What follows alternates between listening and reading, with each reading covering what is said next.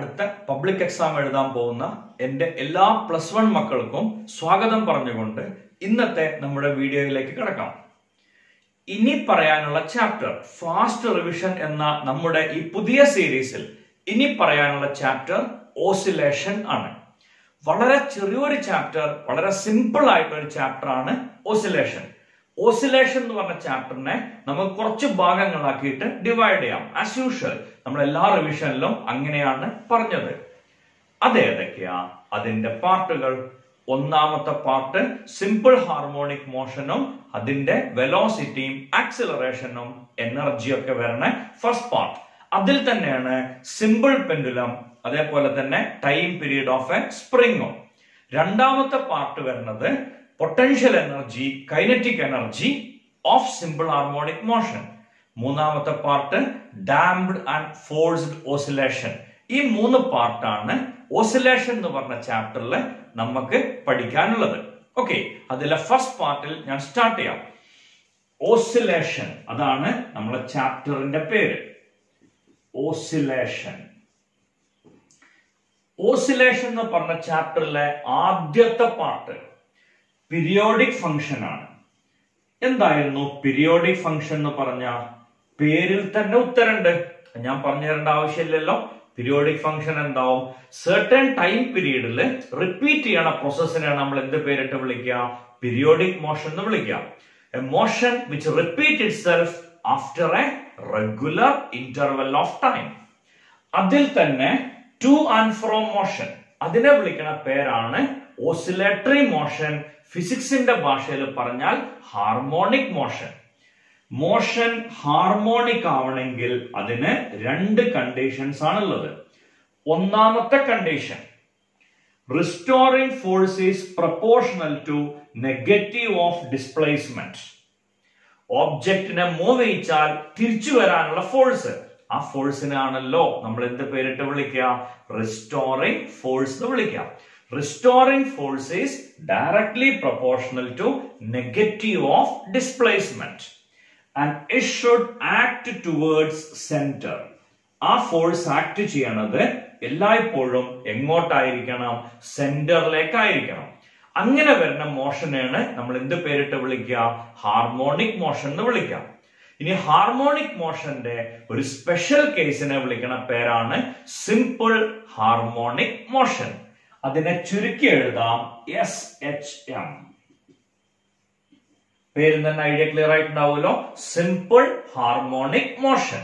Okay, simple harmonic motion എന്ന് പറഞ്ഞാൽ if a harmonic motion can be express in terms of sine or cosine functions. ഒന്നുകിൽ sine ഫംഗ്ഷനിൽ represent ചെയ്യാൻ പറ്റണം, അല്ലെങ്കിൽ കോസ് ഫംഗ്ഷനിൽ റെപ്രസെന്റ് ചെയ്യാൻ പറ്റണം.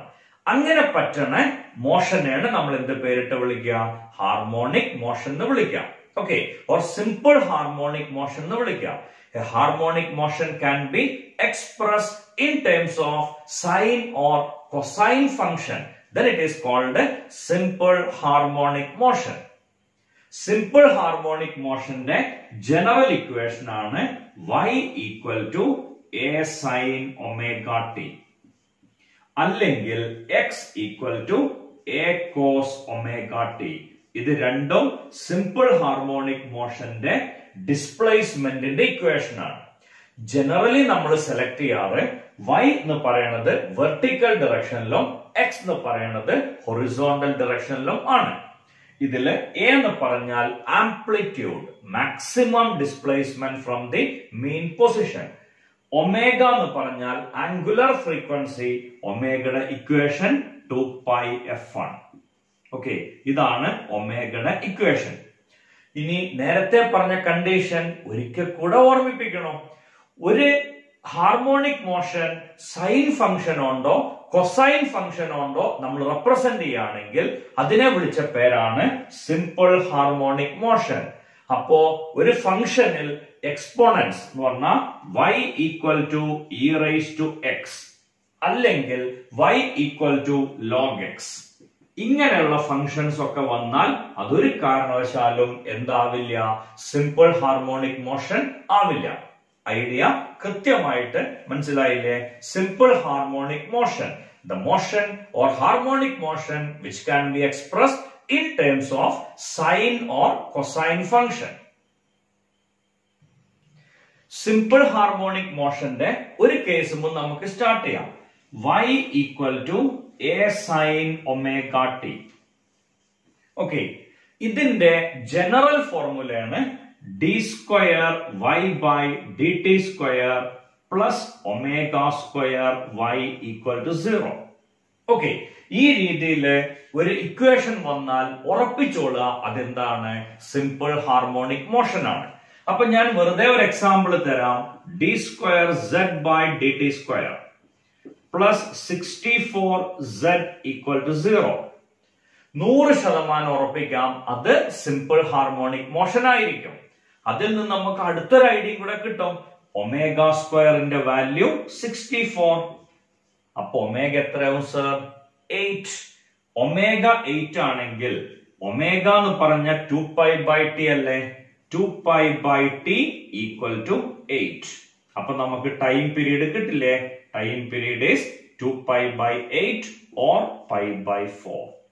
π/4 ആണ് അവിടുത്തെ, അല്ലെങ്കിൽ ഈ ഇക്വേഷൻ പ്രകാരമുള്ള സിമ്പിൾ ഹാർമോണിക് മോഷന്റെ ടൈം പീരീഡ്. ക്ലിയർ ആയിട്ടുണ്ടാവുമല്ലോ? സംശയമൊന്നുമില്ലല്ലോ പറഞ്ഞത്? ഓക്കെ, ഇനി ഇത് ഈ ഇക്വേഷന്റെ സൊല്യൂഷൻ ആണ്. y equal to a sin omega t എന്ന് പറയുന്നത് ഈ ഇക്വേഷന്റെ സൊല്യൂഷൻ ആണ്. This displacement is the solution of the second order differential equation. പക്ഷെ അത് പ്രൂവ് ചെയ്യാൻ നമുക്ക് ബുദ്ധിമുട്ടാണ് എന്ന് പറഞ്ഞാൽ ഇതിൽ നിന്ന് തുടങ്ങിയിട്ട് ഇവിടെ എത്തല് നമുക്ക് ബുദ്ധിമുട്ടാണ്. തിരിച്ചു വളരെ സിമ്പിൾ ആണ്, കുറെ ജോലികൾ കുറയും ചെയ്യും. Okay, y equal to a sin omega t. അപ്പോ dy by dt എന്താ കിട്ടാൻ നോക്കാം. നമുക്കറിയാം dy by dt എന്ന് പറഞ്ഞാൽ സൈൻ ഒമേഗ ടിന്റെ differential omega cos omega t. അപ്പൊ ആൻസർ വരും omega into a cos omega t. ഈ dy by dt എന്ന് പറഞ്ഞാൽ എന്തുട്ടാ? dy by dt എന്ന് പറഞ്ഞാൽ നമുക്കറിയാലോ വെലോസിറ്റി ആണ്. Okay, so dy by dt velocity. അപ്പോ നമുക്ക് വെലോസിറ്റിയുടെ ഇക്വേഷൻ കിട്ടിയില്ലേ? v എന്ന് പറഞ്ഞാൽ omega A cos omega T. ഇതിനെ നമുക്ക് പിന്നീട് ഡീൽ ചെയ്യാം. ഇപ്പൊ നമുക്ക് പോവേണ്ടത് ഈ ഇക്വേഷനിലേക്കാണ്. സോ ഡൈവേർട്ട് ചെയ്ത് പോവാൻ പാടില്ല, നേരെ d square y by dt square കാണാം. d square y by dt square എന്ന് പറയുമ്പോ എന്താ വരിക? കോസ് ഒമേഗ ടിന്റെ differential minus omega sine omega t. So minus omega square a sine omega t. ഈ എ സൈൻ ഒമേഗ ടി എന്ന് പറഞ്ഞാൽ എന്താ സർ? അത് y ആണല്ലോ. അതെ, സ്വാഭാവികമായിട്ടും a sine omega t y ആണ്. അപ്പോ d square y by dt square equal to minus omega square y. അപ്പൊ നമുക്ക് ആൻസർ കിട്ടും d square y by dt square. ഈ മൈനസ് ഒമേഗ സ്ക്വയർ y-നെ നമുക്ക് എന്ത് ചെയ്യാം? ലെഫ്റ്റിലേക്ക് കൊണ്ടുപോകാം. Plus omega square y equal to 0. ഇതല്ലേ നമ്മളുടെ സിമ്പിൾ ഹാർമോണിക് മോഷന്റെ ഇക്വേഷൻ. ഓക്കെ, അപ്പോ y equal to A sine omega T എന്ന് സ്റ്റാർട്ട് ചെയ്തു. നമ്മൾ എവിടെ എത്തിച്ചേർന്നു? d square y by dt square plus omega square y എന്നുള്ളതിൽ എത്തിച്ചേർന്നു. ഐഡിയ ക്ലിയർ ആണല്ലോ? അപ്പോ ആ ആൻസറും നമുക്ക് ഈസി ആയിട്ട് കിട്ടും. ഇതിൽ നിന്ന് നമുക്ക് രണ്ട് ഐഡിയ എക്സ്ട്രാ കിട്ടി. ഒന്ന് വെലോസിറ്റിയുടെ ഇക്വേഷൻ. വെലോസിറ്റി എന്ന് പറഞ്ഞാൽ omega A cos omega T. അതിനെ ഞാനൊന്ന് മാറ്റി എഴുതാം. v equal to omega into root of A square cos square omega T. അതെന്തിനാ ഇങ്ങനെ എഴുതിയേ? വെറുതെ നമ്മൾ അതിനെ സൈൻ ഫംഗ്ഷനിലേക്ക് മാറ്റാൻ. റൂട്ട് ഇട്ടു സ്ക്വയർ റൂട്ടും വാല്യൂവിന് വ്യത്യാസമൊന്നും വരില്ല, ഉറപ്പാണ്. സ്വാഭാവികമായിട്ടും v ഈക്വൽ ടു നമുക്ക് ഇങ്ങനെ എഴുതാം. v തീറ്റ ആയിട്ട് മാറി. Okay, v equal to omega into root of A square into 1 minus sine square omega T. ഇപ്പൊ സൈനിലേക്ക് വന്നില്ലേ? സൈനിലേക്ക് കൊണ്ടുവന്നത് വേറൊന്നിനുമല്ല, ഈ y എന്നുള്ള ക്വാണ്ടിറ്റിനോട് കണക്ട് ചെയ്യാണ്. ഓക്കെ, അപ്പൊ നമുക്ക് v എന്നുള്ളതിന്റെ ആൻസർ കിട്ടുക omega into root of A square into 1 a square A square sine square omega t എന്താവാം? A sine omega t y ആണ്. അപ്പൊ a square sine square omega ടിയോ y square. So a square minus Y square. ഇതാണ് വെലോസിറ്റിയുടെ equation. ഇനി ഒരു quantity നമുക്ക് extra വീണ്ടും കിട്ടി. ഈ d square y by d t square എന്ന് പറഞ്ഞാൽ എന്താ? D square y by d t square means acceleration. So ഇതല്ലേ അപ്പൊ ആക്സിലറേഷൻ.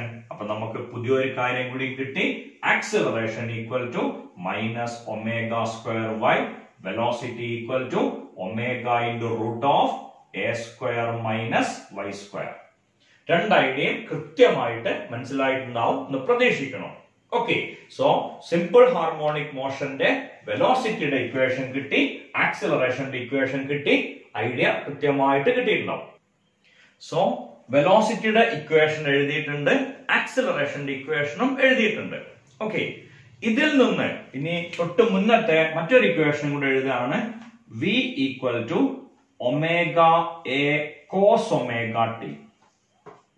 അതേപോലെ acceleration is minus omega square a sine omega t. ഒരു ഡാറ്റ എക്സ്ട്രാ എഴുതാം. Displacement y equal to A sine omega T.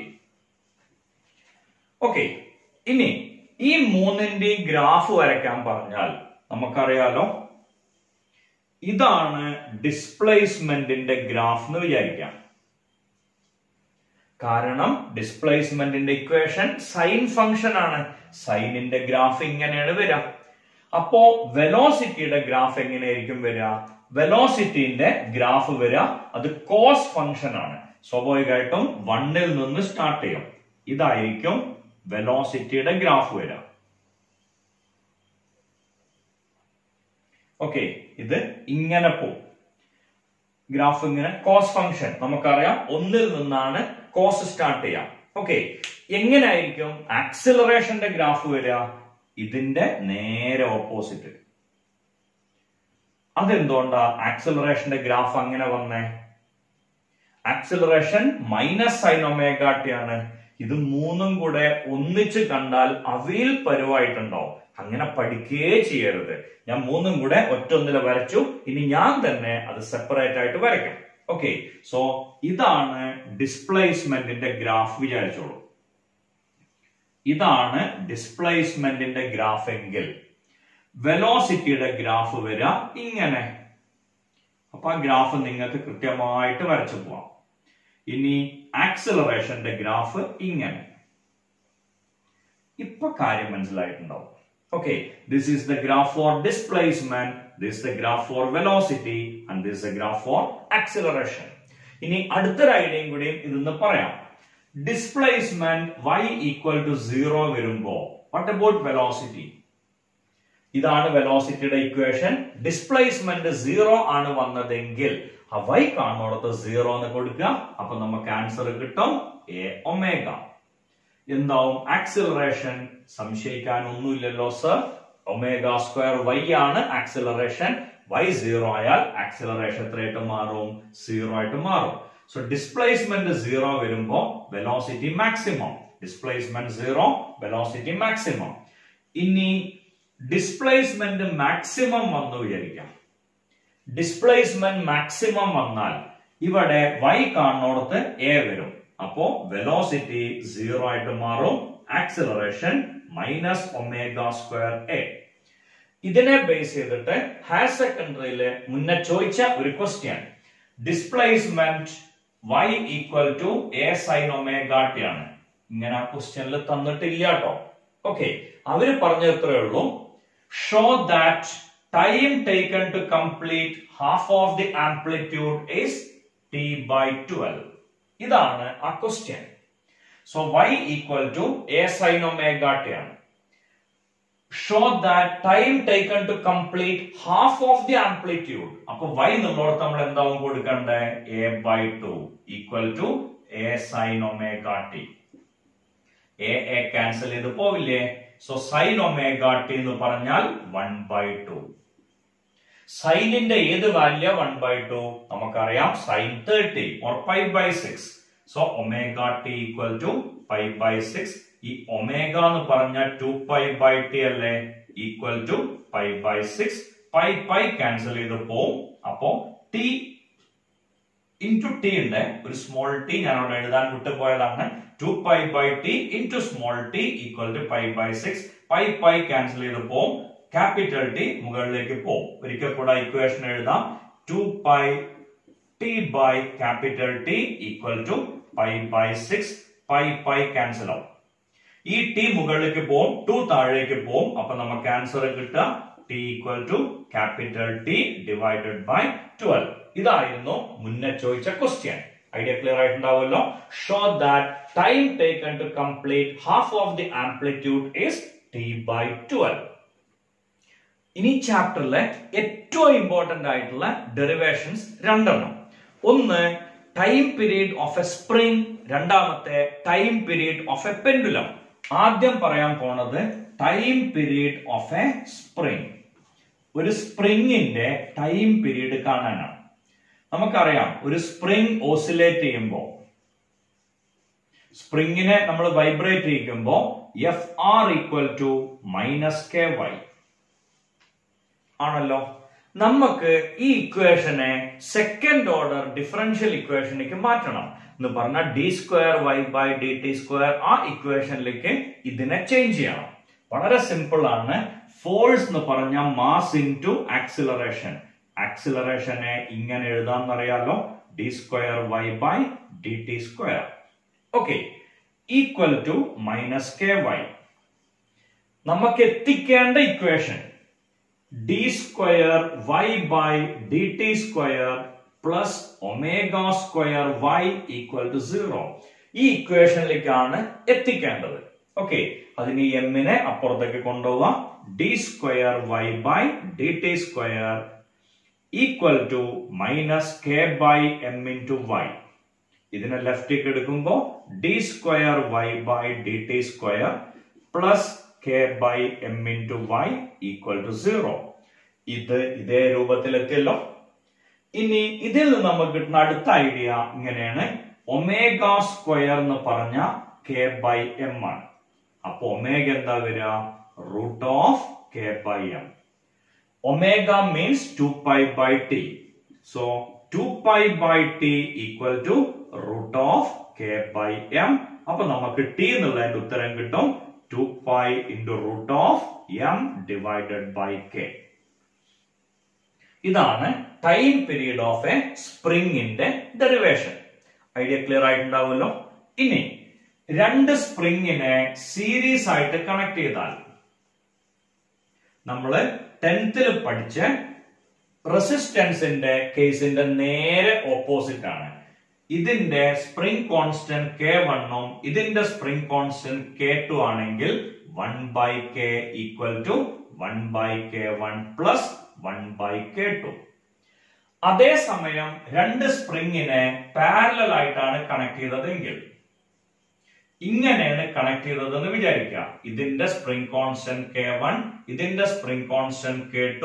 ഇങ്ങനെയാണെങ്കിൽ total spring constant will be K1 plus K2.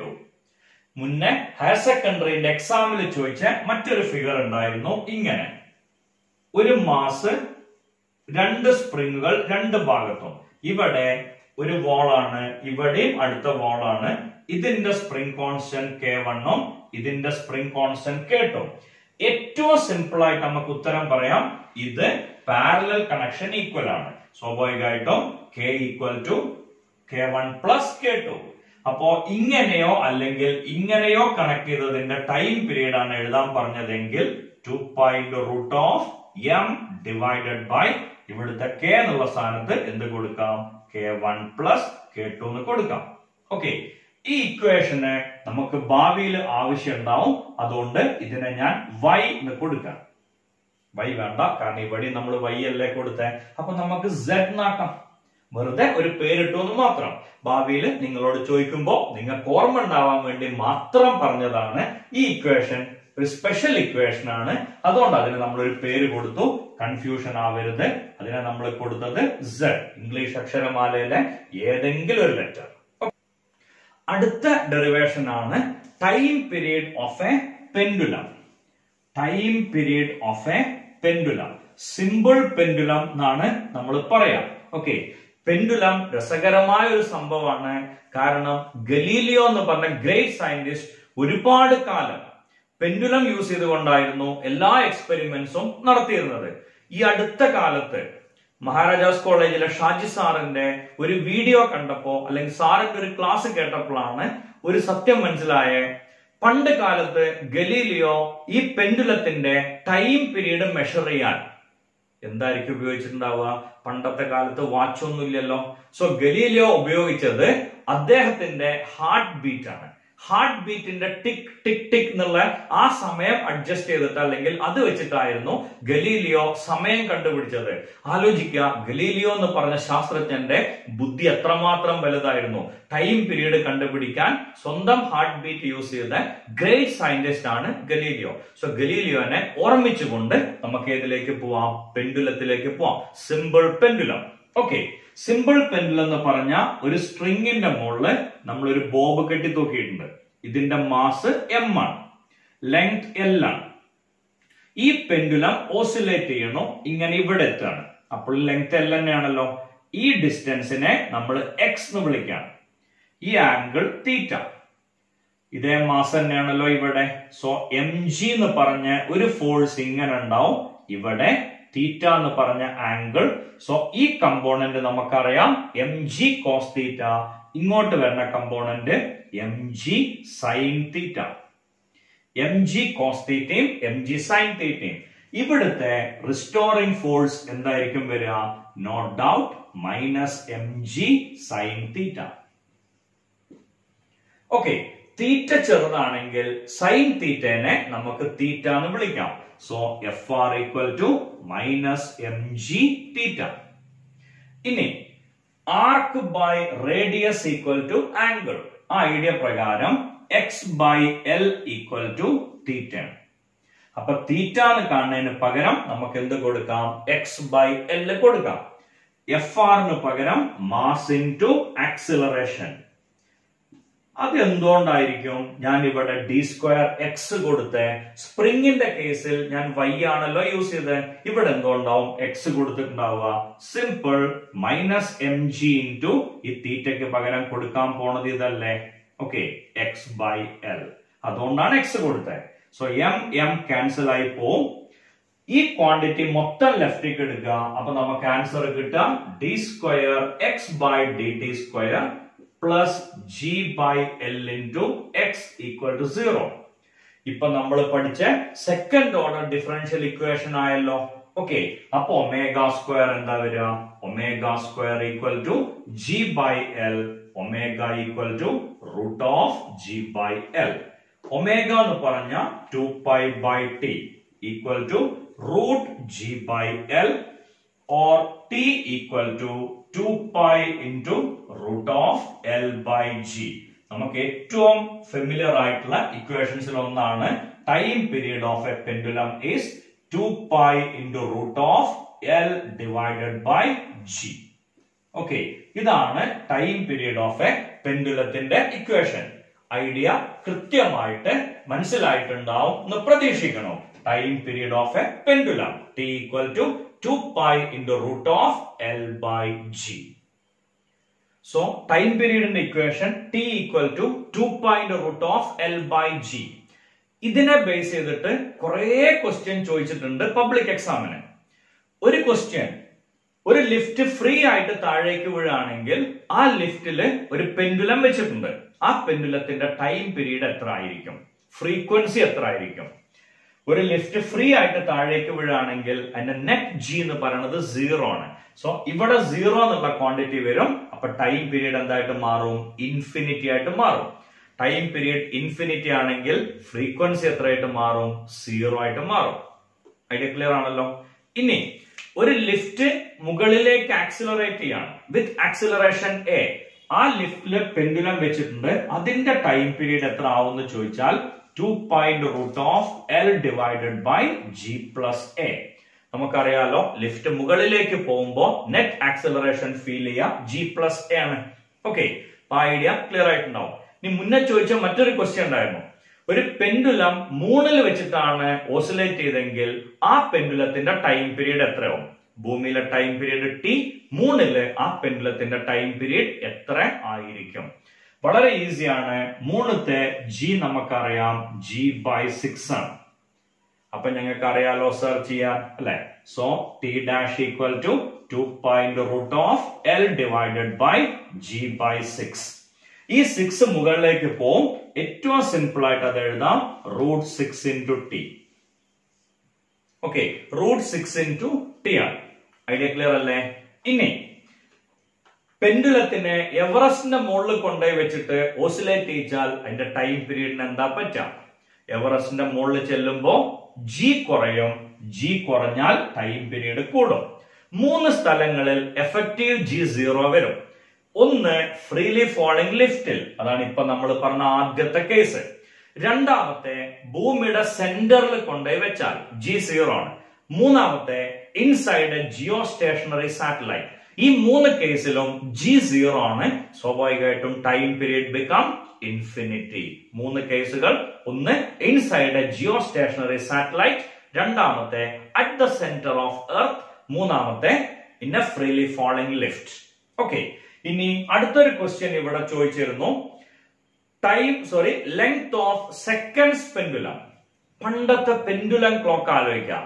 Tick tick tick tick എന്ന് പറയുന്ന pendulum clock. Okay, പണ്ടത്തെ clock ഉണ്ടല്ലോ, നമ്മളെ മണിച്ചിത്രത്താഴിലൊക്കെ ഒരു plate വന്ന് ഉടയാണ് ആ ടൈപ്പ് ക്ലോക്ക്.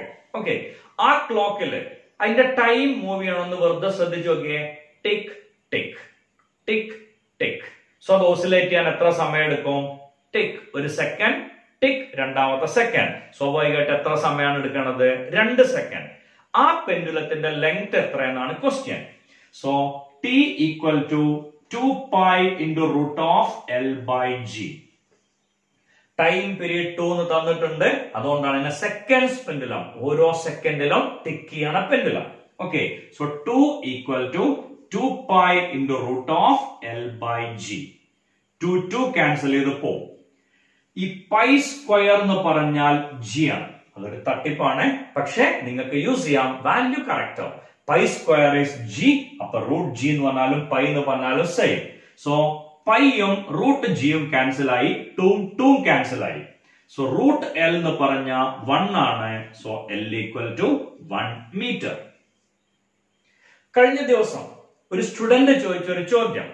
ഒരു ഊഞ്ഞാലില് ഒരാള് ആടിക്കൊണ്ടേയിരിക്കുകയാണ്. അയാൾ പെട്ടെന്ന് എണീറ്റ് നിന്നാൽ ടൈം പീരീഡിന് എന്താണ് സംഭവിക്കുക? വളരെ സിമ്പിൾ. ഊഞ്ഞാലിരിക്കുമ്പോ സെന്റർ ഓഫ് മാസ് ഊഞ്ഞാലിന്റെ ആ ഫ്ലോർ സർഫസിന്റെ തൊട്ടടുത്തോ അല്ലെങ്കിൽ ആ പ്ലെയിന്റെ തൊട്ടടുത്തോ, നമ്മൾ ഇരിക്കണ പ്ലെയിന്റെ, നമ്മൾ എണീറ്റ് നിൽക്കുമ്പോ സെന്റർ ഓഫ് മാസ് മുകളിലേക്ക് ഷിഫ്റ്റ് ചെയ്യും.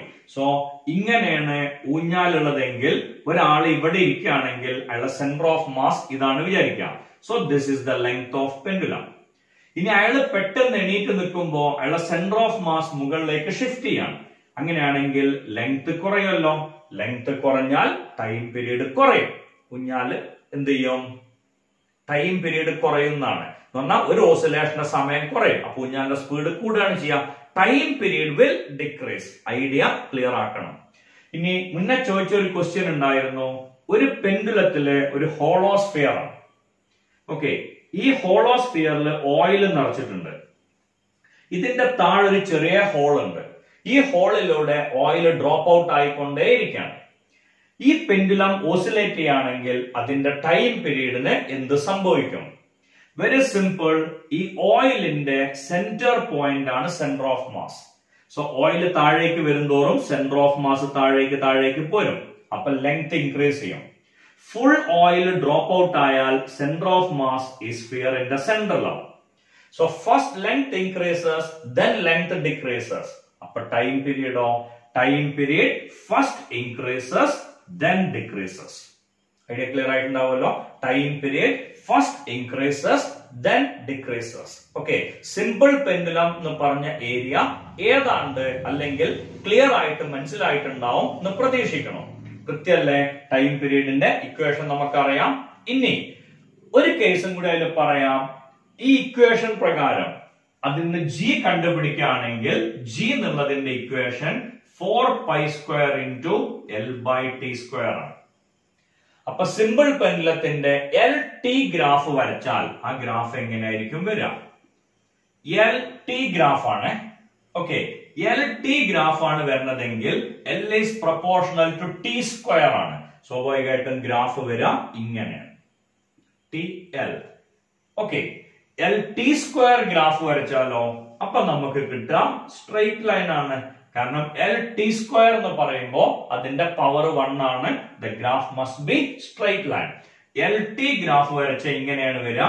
എൽ ടി സ്ക്വയർ ഗ്രാഫ് വരച്ച ഈ രീതിയിലാണ് വരിക. ഓക്കെ, ഇനി ടൈം പീരീഡ് 2 സെക്കൻഡ് ആവുമ്പോഴുള്ള ലെങ്ത് ആണ് സെക്കൻഡ് പെൻഡുലം എന്ന് പറയുന്നത്. സ്വാഭാവികമായിട്ടും ടി സ്ക്വയർ 4 വരുന്ന സമയത്ത് ഇവിടുത്തെ ലെങ്ത് എടുത്താൽ ആ ലെങ്തിനല്ലേ നമ്മൾ എന്ത് വിളിക്കുക? സെക്കൻഡ് പെൻഡുലത്തിന്റെ ലെങ്ത് എന്ന് വിളിക്കുക. ഇനി എൽ ബൈ ടി സ്ക്വയർ കാണണമെങ്കിൽ നമ്മൾ എന്താ ചെയ്യേണ്ടത്? ഈ ഗ്രാഫിന്റെ സ്ലോപ്പ് കണ്ടുപിടിക്കാം. സ്ലോപ്പ് അല്ല ആക്ച്വലി കാണുന്നത്, ഇത് എല്ലും ഇത് ടി സ്ക്വയറും. ഇൻവേഴ്സ് സ്ലോപ്പ് കാണാം. അതിനെ 4 പൈ സ്ക്വയർ കൊണ്ട് മൾട്ടിപ്ലൈ ചെയ്താൽ നമുക്ക് എന്തിന്റെ ആൻസർ കിട്ടും? ജി എന്നുള്ളതിന്റെ ആൻസർ കിട്ടും. ഇനി ആ ചാപ്റ്ററിലെ അടുത്ത important derivation, total energy of A simple harmonic motion. എന്താ ടോട്ടൽ എനർജിയുടെ ഇക്വേഷൻ? നമുക്കറിയാലോ, ടോട്ടൽ എനർജി എന്ന് പറഞ്ഞാൽ kinetic energy plus potential energy. ഇതിനെയാണ് നമ്മൾ ടോട്ടൽ എനർജി എന്ന് വിളിക്കുക. കൈനറ്റിക് എനർജിയുടെ ഇക്വേഷൻ നമുക്കറിയാലോ, half M V square. V എന്നുള്ളതിന്റെ ആൻസർ നമ്മൾ ഇവിടെ കണ്ടു, omega into root of A square minus Y square. ഇതാണ് വി എന്നുണ്ടെങ്കിൽ ആ വി ഇവിടെ കൊടുത്തൂടെ? അപ്പൊ വി സ്ക്വയർ കിട്ടുമല്ലോ. സോ കൈനറ്റിക് എനർജി എന്നുള്ളതിന്റെ ആൻസർ വരും half M omega square into A square minus Y square. Okay, ഇതാണ് കൈനറ്റിക് എനർജിയുടെ ഇക്വേഷൻ. പൊട്ടൻഷ്യൽ എനർജിയുടെ equation half K Y square. ഞാൻ കുറച്ചു മുന്നേ ഏതോ ഇക്വേഷൻ നിങ്ങളോട് ഓർമ്മിക്കാൻ പറഞ്ഞിരുന്നു, Z എന്നുള്ള പേരൊക്കെ ഇട്ടിട്ട്. ഓർക്കണുണ്ടോ? ആ സർ, എന്തായിരുന്നു equation? Omega square equal to K by M. അപ്പൊ കെ എന്ന് പറഞ്ഞ എന്ത് കിട്ടും? M omega square. അത് കൊടുത്താൽ പൊട്ടൻഷ്യൽ എനർജി കിട്ടും half M omega square into Y square.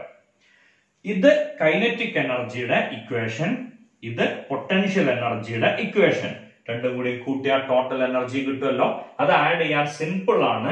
Half M omega square Y square ഇവിടെ ഉണ്ട്, minus half M omega square Y square ഇവിടെ ഉണ്ട്. രണ്ടും കൂടി ക്യാൻസൽ ആയി പോവും. Total energy will be half M omega square A square. Half M omega square A square. ഇതായിരിക്കും answer വരിക. ഇനി ഇതിന്റെ എനർജി ഡിസ്പ്ലേസ്മെന്റ് ഗ്രാഫ് വരയ്ക്കാറുണ്ട്. കഴിഞ്ഞ വർക്ക് എനർജി ആൻഡ് പവർ എന്ന് പറഞ്ഞ ചാപ്റ്ററിൽ നമ്മൾ ഗ്രാഫ് വരച്ചിരുന്നു, 3 സ്ട്രൈറ്റ് ലൈൻസ്. ഇവിടെ വരിക, ഇത് ഒരു എനർജിയുടെ ഇക്വേഷൻ, ഇത് രണ്ടാമത്തെ എനർജിയുടെ ഇക്വേഷൻ, ഇത് മൂന്നാമത്തെ എനർജിയുടെ ഇക്വേഷൻ. സെന്ററിൽ മാക്സിമം വരുന്നത് എല്ലായ്പ്പോഴും കൈനറ്റിക് എനർജിയാണ്. എൻഡില് മാക്സിമം വരുന്നത് എല്ലായ്പ്പോഴും പൊട്ടൻഷ്യൽ എനർജിയാണ്. കോൺസ്റ്റന്റ് ആയിട്ട് വരുന്നത് ടോട്ടൽ എനർജി. ഓക്കെ, ഇനി ഇതിൽ നിന്ന് തന്നെ അടുത്തൊരു ക്വസ്റ്റ്യൻ കൂടി ഉണ്ടായിരുന്നു. ഏത് ഡിസ്പ്ലേസ്മെന്റിലാണ് കൈനറ്റിക് എനർജിയും പൊട്ടൻഷ്യൽ എനർജിയും ഈക്വൽ ആവുക? At which displacement from the mean position kinetic energy equal to potential energy? രണ്ടിന്റെ ഇക്വേഷൻ ഇക്വേറ്റ് ചെയ്യാം. ഞാനൊരു ചെറിയ ഷോർട്ട് കട്ട് എടുക്കണോ. ഈ എം ഒമേഗ സ്ക്വയർ എന്ന് പറഞ്ഞാൽ കെ ആണ്. So K into A square minus Y square. ദുരുദ്ദേശം മനസ്സിലായിട്ടുണ്ടാവും എന്ന് പറഞ്ഞ എന്തായാലും അത് വെട്ടിപ്പോവാനുള്ളതാണ്, അതുകൊണ്ട് അങ്ങനെ എഴുതിയെന്ന് മാത്രം. Potential energy half K Y square. രണ്ടെന്നും ഹാഫ് കെ ക്യാൻസൽ ആവും. അപ്പൊ നമുക്ക് ആൻസർ കിട്ടുക A square minus Y square equal to Y square. ഇത് കൂടെ ഇപ്പുറത്തേക്ക് പോകുമ്പോ 2y square equal to A square. So y equal to a divide by √2. ഈ ഡിസ്പ്ലേസ്മെന്റിലെ കൈനറ്റിക് എനർജിയും പൊട്ടൻഷ്യൽ എനർജിയും ഈക്വൽ ആവും. ഇനി അടുത്തൊരു ക്വസ്റ്റ്യൻ ഉണ്ടായിരുന്നു, y ഈക്വൽ ടു a/2 വരുമ്പോ what percentage of total energy is kinetic, what percentage of total energy is potential? ഞാൻ എപ്പോഴും കാണാൻ ഇഷ്ടപ്പെടുന്നത് പൊട്ടൻഷ്യൽ ആണ്, കാരണം അതാണ് കാണാൻ ഏറ്റവും എളുപ്പം.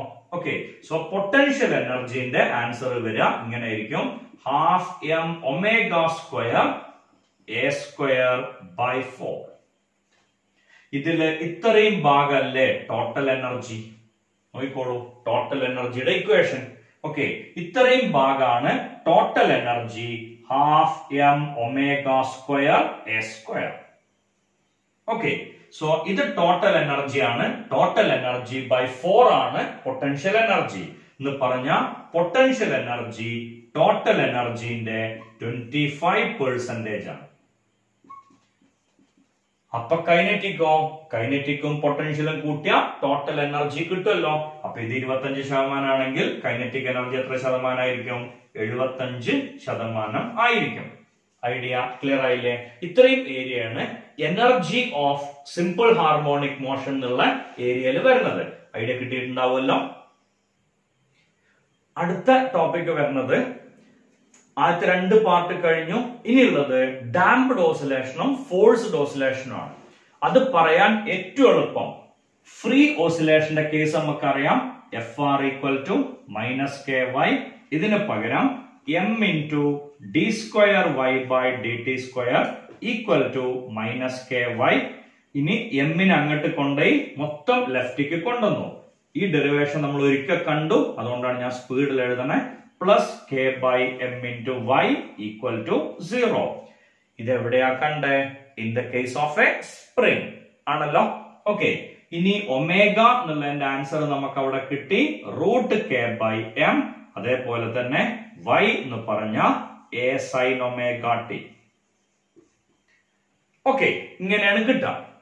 ഇനി ഇത് ഫ്രീ ഓസിലേഷൻ ആണ് എന്ന് പറഞ്ഞ ഒരു പെൻഡുലം ഫ്രീ ആയിട്ട് അങ്ങനെ ഓസിലേറ്റ് ചെയ്ത് കൊണ്ടുപോകണു. അങ്ങനെ വരുന്ന ഒരു കേസിൽ നമ്മൾ ഇതാണ് യൂസ് ചെയ്യാം. ഇനി ഡാംപ്ഡ് ഓസിലേഷൻ, ഇതേ പെൻഡുലത്തിന്റെ സ്ഫിയറിനെ നമ്മൾ വെള്ളത്തിൽ ഇറക്കി വെച്ചിട്ടാണ് ഓസിലേറ്റ് ചെയ്യണമെങ്കിൽ ആ ഓസിലേഷൻ വളരെ പെട്ടെന്ന് നിൽക്കും. അപ്പോ ഇതിന്റെ കൂടെ ഒരു ഡാമ്പിംഗ് കേസും കൂടി എക്സ്ട്രാ ഉണ്ടാവും. സോ ആ ഇക്വേഷൻ ഇങ്ങനെയാണ് വരിക. ഞാൻ വെറുതെ ഒരു ചേഞ്ചിന് വേണ്ടിയിട്ട് y മാറ്റിയിട്ട് x ആക്കാണ്. ഏത് യൂസ് ചെയ്യാം? x or y. Okay, -b × dx/dt. ഈ b എന്നുള്ളതിനെ വിളിക്കുന്ന പേരാണ് ഡാമ്പിംഗ് കോൺസ്റ്റന്റ്. ഓക്കെ, ദെൻ നമുക്ക് ഇങ്ങനെ കിട്ടും d²x/dt² b/m × dx/dt K/m × x = 0. Sir, ഇങ്ങനെ ഒരു ഇക്വേഷൻ ഞങ്ങളെ പഠിപ്പിച്ചിട്ടില്ലല്ലോ. ഒന്നും കൂടെ നോക്കി നോക്കൂ, അപ്പൊ ക്ലിയർ ആയിട്ടുണ്ടാവും. FR ന് പകരം m × d²x/dt² കൊടുക്കും. അതന്നെയല്ലേ ഇവിടെ എഴുതിയിരുന്നെ. സെയിം ഇത്രയും ഭാഗം എടുത്തോളൂ. ഇതേ കേസ് ആണ്. ഇനി ഇയാളും കൂടി ലെഫ്റ്റിലേക്ക് വന്നു എന്ന് മാത്രം. ഇതിന്റെ സൊല്യൂഷൻ വരിക ω1 = √K/m -b/2m². ഓക്കെ, ഇതിന്റെ ഡിസ്പ്ലേസ്മെന്റ് വരിക ഇങ്ങനെയാണ്, x = a e−bt/2m cos ω1x. ω1t, not x, ω1t. Okay, ഇതാണ് ഡിസ്പ്ലേസ്മെന്റ് ഇക്വേഷൻ. സർ, നേരത്തെ സൈൻ ആണല്ലോ യൂസ് ചെയ്തേ, ഇപ്പൊ എന്തേ കോസ് യൂസ് ചെയ്തേ? ഒരു ചോദ്യം വരാം അല്ലെ? അതിന്റെ ഉത്തരവും ക്ലിയർ ആയിട്ടുണ്ടാവും. ഇവിടെ y ആണ് യൂസ് ചെയ്തത്, sin ωt. ഇവിടെ x യൂസ് ചെയ്തു, cos ωt. ഇനി വരുന്നത് ഫോഴ്സ്ഡ് ഓസിലേഷൻ ആണ്. ഫോഴ്സ്ഡ് ഓസിലേഷൻ എന്ന് പറയുമ്പോൾ ഇതിന്റെ കൂടെ അതിനെ കണ്ടിന്യൂസ് ആയിട്ട് ഓസിലേറ്റ് ചെയ്യിക്കാൻ ഒരു എക്സ്ട്രാ ഫോഴ്സും കൂടി ഉണ്ടാവും. അപ്പോ FR = -kx - b × dx/dt FO cos ω1t. അപ്പൊ അയാൾ ഓസിലേറ്റ് ചെയ്യുക ആ പുറത്തുനിന്ന് കൊടുക്കുന്ന ഫ്രീക്വൻസിക്ക് അനുസരിച്ചാണ്. അപ്പോ ഇക്വേഷൻ ഇതേപോലെ വരും. ഈ 0ന് പകരം ഇതുണ്ടാവും. So d²x/dt² b × dx/dt K/m × x = FO cos ω1t. ഇതിന്റെ solution ω1 is root of k by m. Okay, അതേപോലെ തന്നെ ഇതിന്റെ ഡിസ്പ്ലേസ്മെന്റ് ഇക്വേഷൻ വരാം a cos omega 1t ആണ്. കാരണം ഇവിടുത്തെ എല്ലാ കാര്യങ്ങളും തീരുമാനിക്കപ്പെടുന്നത് പുറത്തുനിന്ന് കൊടുക്കണ ഫോഴ്സിന്റെ ആണ്. ഇവിടുത്തെ ആംപ്ലിറ്റ്യൂഡിന്റെ ഇക്വേഷൻ ആണ് FO cos omega 1t divided by m into omega 1 square minus omega square. Okay, ഈ കേസിൽ നമുക്ക് ആൻസർ കിട്ടുക FO cos omega 1t divided by m into omega 1 square 4 pi square f1 square minus 4 pi square f square. ഇങ്ങനെയാണ് ഇതിന്റെ answer കിട്ടുക. ഈ പറഞ്ഞത് വരെ ക്ലിയർ ആയിട്ടുണ്ടാവുമെന്ന് പ്രതീക്ഷിക്കണം. ഇതാണ് ആംപ്ലിറ്റ്യൂഡിന്റെ ഇക്വേഷൻ. ഓക്കെ, സോ ആംപ്ലിറ്റ്യൂഡിന്റെ ഇക്വേഷൻ നമുക്ക് ഇങ്ങനെയാണ് കിട്ടിയത്. ഇനി അതിന്റെ ഒരു കേസ് നമുക്കറിയാം. എപ്പോഴെങ്കിലും ഈ ഫ്രീക്വൻസിനെ വിളിക്കുക ഫോഴ്സ്ഡ് ഫ്രീക്വൻസി എന്നാണ്. ഈ ഫ്രീക്വൻസിനെ വിളിക്കുക നാച്ചുറൽ ഫ്രീക്വൻസി എന്നാണ്. ഏതെങ്കിലും ഒരു സമയത്ത് നാച്ചുറൽ ഫ്രീക്വൻസിയും ഫോഴ്സ്ഡ് ഫ്രീക്വൻസിയും ഈക്വൽ ആയിട്ട് വന്നാൽ വാട്ട് വിൽ ഹാപ്പൻ? ഇത് രണ്ടും ഈക്വൽ ആണെങ്കിൽ ഇത് 0 വരും. Amplitude become very very large or simple infinity. Infinity ശരിക്കും പറയാൻ പാടില്ല, വെരി വെരി ലാർജ് എന്നായിട്ട് മാറും. ആ കണ്ടീഷനെ നമ്മൾ വിളിക്കണ പേരാണ് റെസൊണൻസ് കണ്ടീഷൻ. ആ കണ്ടീഷനെ വിളിക്കണ പേര് റെസൊണൻസ് കണ്ടീഷൻ എന്നാണ്. എന്താണ് റെസൊണൻസ് എന്ന് ചോദിച്ചാൽ എന്തായിരിക്കും നമ്മൾ ഉത്തരം പറയാം? In forced oscillation, if forced frequency equal to natural frequency, amplitude of oscillation will be very large. That condition is called resonance condition. അതിന്റെ എക്സാമ്പിൾ കുറെ നമുക്കറിയാലോ. മിലിറ്ററിന്റെ റൂട്ട് മാർച്ച് ഒരിക്കലും ബ്രിഡ്ജിന്റെ മുകളിൽ കൂടെ ഉണ്ടാവില്ല. കാരണം ഏതെങ്കിലും കാരണവശാൽ ബ്രിഡ്ജിന്റെ ഫ്രീക്വൻസിയും മിലിറ്ററിന്റെ റൂട്ട് മാർച്ചിന്റെ ഫ്രീക്വൻസിയും ഈക്വൽ വന്നാൽ പാലം നല്ലോണം വൈബ്രേറ്റ് ചെയ്യും. ആ പാലം പൊളിഞ്ഞു പോവാൻ സാധ്യതയുണ്ട്. ഇനി സീസ്മിക് വേവിന്റെ വൈബ്രേഷൻ തന്നെയാണ് ബിൽഡിങ്ങിന്റെ ഫ്രീക്വൻസി. രണ്ടും ഏകദേശം ഒന്ന് തന്നെയാണല്ലോ, ഭൂമി തന്നെയാണല്ലോ ബിൽഡിംഗ് ആയിട്ട് മാറണേ. സോ എർത്ത് ക്വേക്ക് ഉണ്ടാവുമ്പോ അതിന്റെ സീസ്മിക് വേവുകൾ ബിൽഡിങ്ങിന്റെ മുകളിൽ വന്ന് പതിച്ചാൽ ബിൽഡിംഗ് മൊത്തത്തിൽ വൈബ്രേറ്റ് ചെയ്യും. എന്ത് സംഭവിക്കും ഊഹിക്കാം? ബിൽഡിംഗ് പൊളിഞ്ഞ് താഴേക്ക് പോരും. ഓക്കെ, ലോജിക് ക്ലിയർ ആണല്ലോ. അതേപോലെ നമ്മൾ ബസ്സിലൊക്കെ പോണ സമയത്ത് ബസ് ഏതോ ഒരു പ്രത്യേക സ്പീഡിൽ എത്തുമ്പോ എല്ലാ ഭാഗത്തുനിന്നും വല്ലാണ്ട് വൈബ്രേറ്റ് ചെയ്യണ ഒരു എഫക്ട് ഉണ്ടാവും. ഈ എഫക്ട് വരുന്നതും റെസൊണൻസ് കൊണ്ടാണ്. ഇനി അതന്നെയാണ് എന്ത് വരുന്നത്? ബോംബ് എക്സ്പ്ലോഷൻ കുറെ ദൂരം ഉണ്ടെങ്കിൽ നമ്മളെ വീടിന്റെ വിൻഡോ ഗ്ലാസുകൾക്ക് ക്രാക്ക് വീഴാൻ സാധ്യത ഉണ്ട്. കാരണം ഹൈ സൗണ്ടും ഗ്ലാസിന്റെ വൈബ്രേഷനും ഒരേ ഫ്രീക്വൻസി ആണ്. അപ്പൊ ഗ്ലാസ് വല്ലാണ്ട് വൈബ്രേറ്റ് ചെയ്യും, ആംപ്ലിറ്റ്യൂഡ് കൂടും. അങ്ങോട്ടൊന്നും പോണ്ട, നല്ലൊരു മ്യൂസിക് സിസ്റ്റം അടച്ചിട്ട റൂമിൽ വെച്ച് കുറെ സമയം വർക്ക് ചെയ്യിച്ചാൽ ആ റൂമിലെ ഗ്ലാസ് വിൻഡോസ് ആണെങ്കിൽ അതിൽ ക്രാക്ക് വന്നത് നമുക്ക് കാണാം. ഓക്കെ, ഇനി അപ്പൊ റെസൊണൻസിന്റെ ഒരുപാട് എക്സാമ്പിളുകൾ നമുക്കറിയാം. രണ്ട് ഫ്രീക്വൻസികൾ ഈക്വൽ ആവുമ്പോ എഫക്റ്റ് മാക്സിമം വരും. ആ കണ്ടീഷനെ നമ്മൾ എന്ത് പേരിട്ട് വിളിക്കുക? റെസൊണൻസ് കണ്ടീഷൻ എന്ന് വിളിക്കുക. ഇപ്പോ ഇങ്ങനെ കുറെ ലെങ്ത് ഉള്ള ബോളുകൾ ഒരു ഫ്രെയിമിൽ കെട്ടി തൂക്കിയിട്ടുണ്ട് വിചാരിക്കാം. ഈ ബോളിനെ നമ്മൾ കുറെ നേരം വൈബ്രേറ്റ് ചെയ്യിച്ച് കുറച്ച് സമയം കഴിഞ്ഞ് നോക്കിയാൽ നമുക്ക് കാണാം ഇതിന്റെ അതേ വൈബ്രേഷൻ ഇതിന് കിട്ടിയിട്ടുണ്ടാവും. കാരണം ആ ലെങ്തിലുള്ള ടൈം പീരീഡ് സെയിം ആയിരിക്കും, ഫ്രീക്വൻസി സെയിം ആവും. ഇത് രണ്ടും മാച്ചിങ് ഫ്രീക്വൻസി ആണ്. അപ്പൊ അതിന്റെ ആംപ്ലിറ്റ്യൂഡ് കൂടി കൂടി വരും. ക്ലിയർ ആയിട്ടുണ്ടാവുമല്ലോ.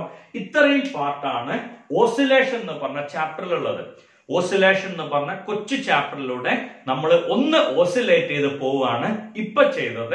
ആ ഓസിലേഷനിൽ എന്തൊക്കെയോ കാര്യങ്ങൾ നമ്മളെ ബ്രെയിന്റെ ഓസിലേഷന്റെ ഉള്ളിലേക്ക് കയറ്റാൻ നമുക്ക് സാധിച്ചിട്ടുണ്ടാവും എന്ന് പ്രതീക്ഷിക്കണോ. ആ സിമ്പിൾ ഹാർമോണിക് മോഷൻ നമ്മളെ ബ്രെയിൻ വേവ്സ് ആക്കി മാറ്റുക, ബ്രെയിനിൽ സ്റ്റോർ ചെയ്യണ പൊട്ടൻഷ്യൽ എനർജി ആക്കി മാറ്റുക, എക്സാം ഹാളില് കൈനറ്റിക് എനർജി ആയി അതിനെ നിങ്ങളുടെ പേപ്പറിലേക്ക് ഒഴുക്കുക. All the best for your exam. Okay, ഇനി ഈ വീഡിയോ കണ്ടിട്ട് നിങ്ങൾക്ക് ഇഷ്ടമായെങ്കിൽ ഈ വീഡിയോ അല്ലെങ്കിൽ എന്റെ ചാനൽ സബ്സ്ക്രൈബ് ചെയ്യുക, ഇതിനെ ലൈക്ക് ചെയ്യുക, ഷെയർ ചെയ്യുക. Thank you.